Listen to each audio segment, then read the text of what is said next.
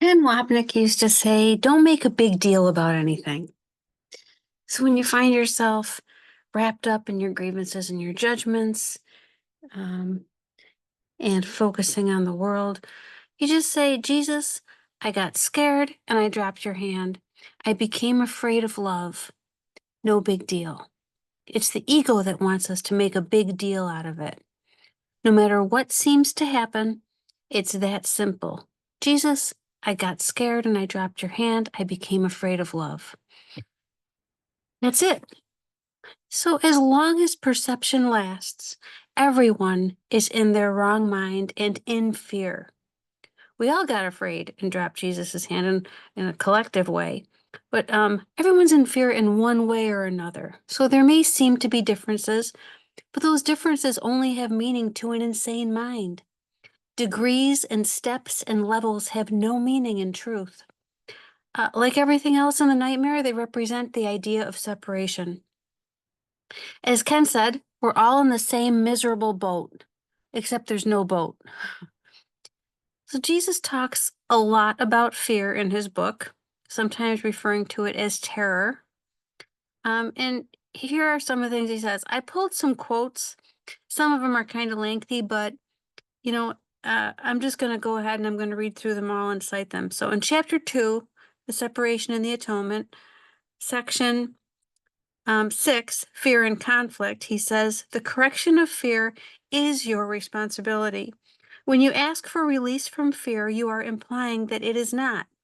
You should ask instead for help in the conditions that have brought the fear about. These conditions always entail a willingness to be separate. At that level, you can help it. So that willingness to be separate is really what Ken said. I got scared and I dropped your hand. A willingness to be separate from Jesus. The willingness to be separate does not occur at the level of the world.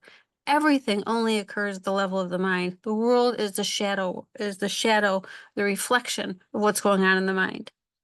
So the next quote is from the same chapter, chapter 2, section 7, cause and effect.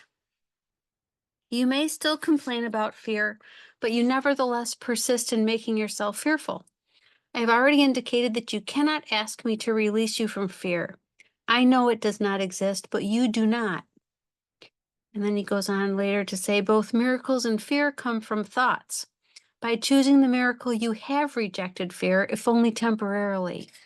You have been fearful of everyone and everything. You are afraid of God, of me, and of yourself. You have misperceived or miscreated us and believe in what you have made. The fearful must miscreate because they misperceive creation. When you miscreate, you are in pain. The cause and effect principle now becomes a real expediter, though only temporarily. It's part of the whole reason I'm doing this audio on fear is to address that cause and effect principle. So that's why I chose that quote. Fear is really nothing, and love is everything. Chapter 22, Salvation in the Holy Relationship, Section 2, Your Brother's Sinlessness. Jesus says you can be sure indeed that any seeming happiness that does not last is really fear. Joy does not turn to sorrow, for the eternal cannot change. Reason will tell you that the only way to escape from misery is to recognize it and go the other way. I've got two more quotes. Chapter 29, The Awakening, Section 4, Dream Roles. The dreams you think you like would hold you back as much as those in which the fear is seen. For every dream is but a dream of fear, no matter what the form it seems to take. The fear is seen within, without, or both. Or it can be disguised in pleasant form, but never is it absent from the dream, for fear is the material of dreams from which they all are made. Their form can change, but they cannot be made of something else. The miracle were treacherous indeed if it allowed you still to be afraid because you did not recognize the fear. You would not then be willing to awake, for which the miracle prepares the way. The dreams you think you like are those in which the functions you have given have been filled. The needs which you ascribe to you are met. It does not matter if they be fulfilled or merely wanted. It is the idea that they exist from which the fears arise. That is so powerful. Two really powerful parts of dream roles are the fact that fear is the material of dreams from which they all are made. So if we look at anything here, if we peel away the layers, we can see the only gifts that the dream gives are made of fear. And the other thing that is so remarkable is that when it comes to the functions, and he says, it does not matter if they be fulfilled or merely wanted. It is the idea that they exist from which the fears arise.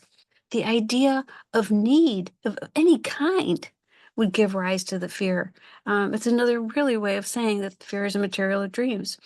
And then the last quote's from The Gifts of God, The Dream of Fear, very similar to the one I just read from Dream Rolls in the chapter on the awakening. Fear is the one emotion of the world. Its forms are many, call them what you will, but it is one in content, never far, even in form, from what its purpose is, never with power to escape its cause, and never but a counterfeit of joy. It rests uncertainly upon a bed of lies. There must be certainty that there can be no love where fear exists. And the world will never give a gift which is not made of fear, concealed perhaps, but which is surely present somewhere in the gift. Okay, so that's all taken from the first couple paragraphs. There must be certainty. There can be no love where fear exists. Fear is the denial of love. So it really is just the darkness that's dispelled by the presence of light. So when we turned our back on truth, we're just left with illusion. When you turn your back on light, you're left with dark. When you turn your back on love, you're left with fear. He says a counterfeit of joy. I mean, all of these words are so powerful, and they're so important so that we don't lull ourselves into a state of oblivion or complacency. While perception lasts, fear remains the material of what seems to be our life. And so we still follow exactly what Jesus says. And we take his hand and we look, wait, and quietly do nothing with him. But getting back to the purpose of this audio, I'm not really focusing on forgiveness in this one. It's very difficult for me to choose any quotes, to choose the quotes that I did choose to address fear. Because every word of the course and every word of the gifts of God. Okay, that last quote is from the gifts of God, the dream of fear, the very first section. I'm not sure I said that. Every word of them is so perfect and so necessary. So I chose some because what I want to comment on is the larger context of talking about fear and cause and effect and trusting Jesus.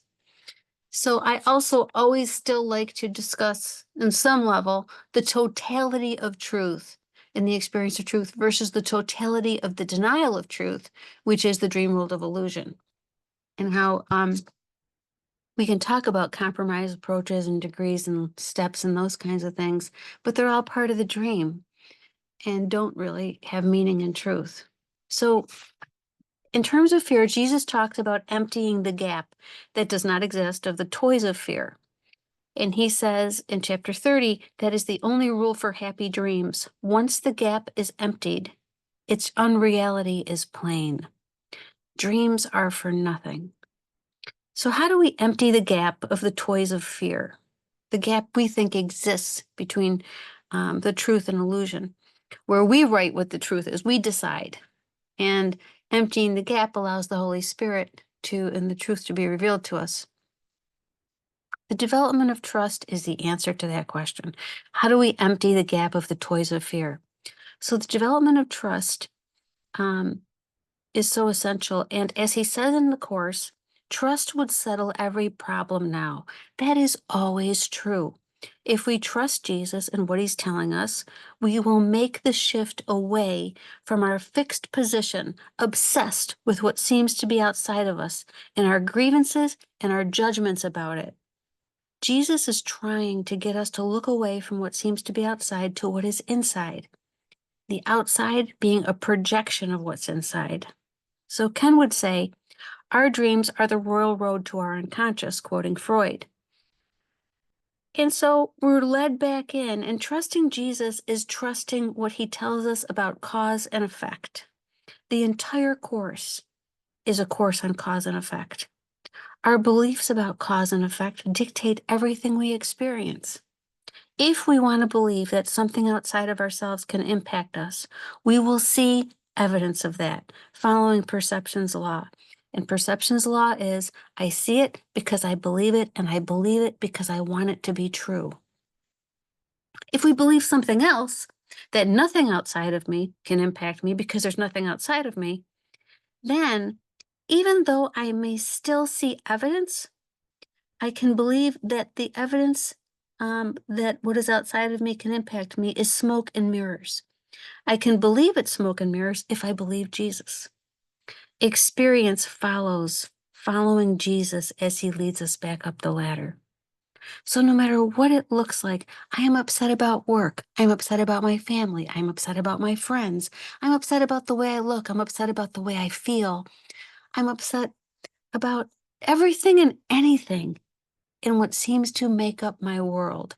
Something can be upsetting. The fact that, um, safety doesn't have any meaning. I'm one event away from being uh, tragically on my knees and begging for help. We don't know what's coming next. Life, we don't control. Control has no meaning in the world in which we live. So we can be upset about all of those things, and all of those things are a version of saying what is outside of me can impact me. And we're really specifically talking about our body, our physical body, our psychological body, our emotional body, our financial body. We can be injured in all of those ways. So, Jesus is trying to, the only way we're going to look away from that because it's so compelling and it seems to induce such a fear state, so much anxiety that we have to, engage in that vigilance about it, hypervigilance, um, is he has to convince us that that is not where cause and effect can be found. That cause and effect is at the level of the mind. And ultimately, God is the only cause and we are his effect.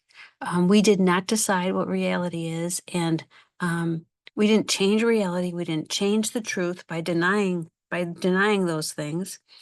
And so we have to kind of reverse course and say, and trust him that nothing outside of me can hurt me. It can seem that way, but all of my pain, any way in which I experience it, physically, psychologically, emotionally, in any way I experience pain, discomfort, anxiety, those are forms with the same content. It is all fear, and fear is the replacement for love, and it equals the denial of truth. So the only thing that ever even could seem to hurt me is my own denial of the truth. But I can't get back to that place until I can trust in my path and taking Jesus by the hand and retracing my steps. So we withdraw our projections, we see our grievances are nothing, and we go back, we reverse course. Then when we do that, it can become true that I can, quote, let them be as mean as they want to be. He talks about, let the world do what it's going to do. It will have no impact on me. When I understand that regardless of a seeming, may seem to have an impact on me, all my pain comes from the denial of truth and no place else. There is no person, state, or circumstance that is producing an experience in me. That is an impossibility. Then my response will not be dictated by what seems to happen to the body that I identify with, that I believe is me. I won't let my grievances and judgments dictate my response because they're grievances and judgments about nothing, about dream stuffs. So the world can never be cause, no matter how compelling the evidence seems to be. I am not injured by anyone or anything in the world. And at one point in the Course, Jesus talks about how there is no, quote, middle ground where you can pause uncertainly waiting to choose between the joy of heaven and the misery of hell. That is the same as saying there is no middle ground in which the cause and effect are reversed. There's no space where the truth was effectively destroyed. It can only be denied. In normal life, in your everyday life, it's fine to talk about compromise approaches. But that is really why groups do not appeal to me. The Course in Miracles groups don't appeal to me.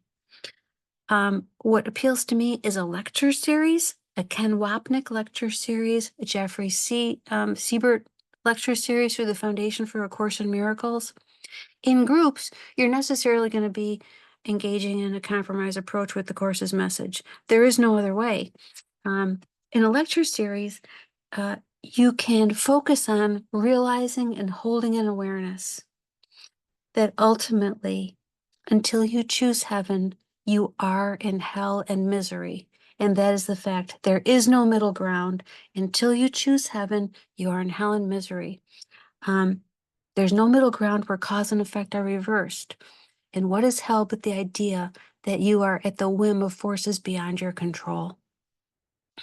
So, an important piece of that is that is the motivation to choose again. Where is the motivation?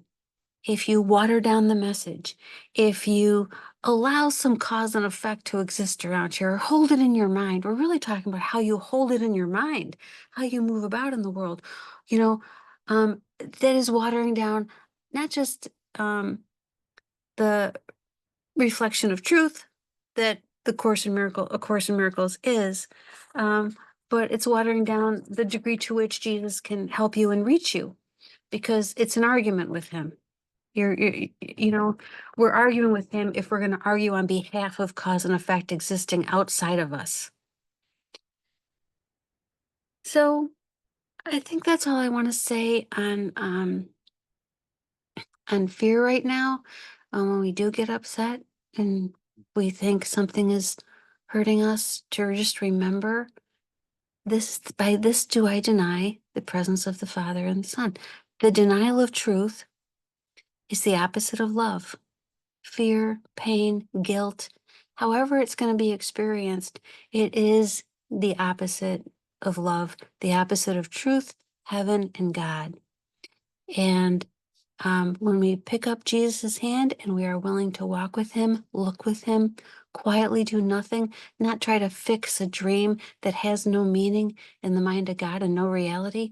We don't try to fix that. We just look. And Jesus will lead us where we need to be. And when we acknowledge that our way is decided, there is nothing we will not be told. And we can rest on that. Safe travels on your journey. Thank you for listening.